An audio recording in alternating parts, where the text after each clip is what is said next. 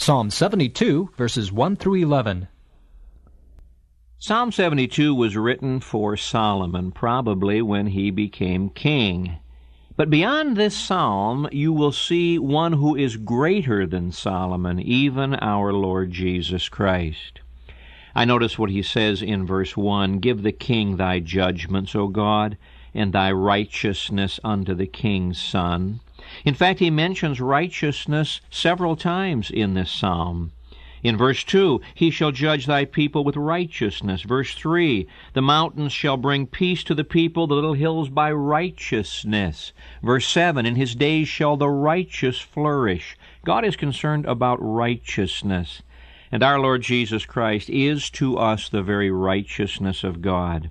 Now what he's saying is that he wants Solomon to be a righteous man, to have the kind of integrity and honesty that it takes to exercise kingly judgment.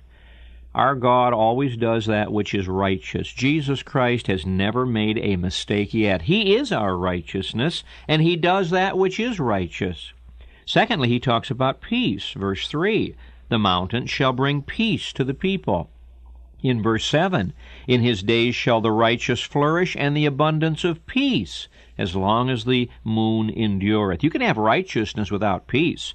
Just turn loose some soldiers and let them execute people who are breaking the law. You can have righteousness without peace.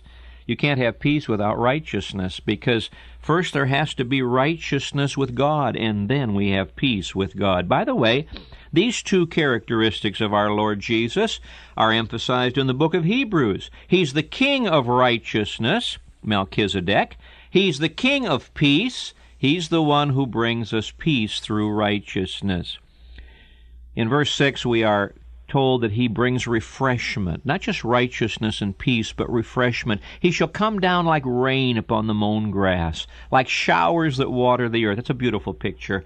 There are days when our hearts are dry like a desert, and the Lord just showers down upon us and produces fruitfulness. And all of this leads to victory. Kings shall fall down before him. All nations shall serve him.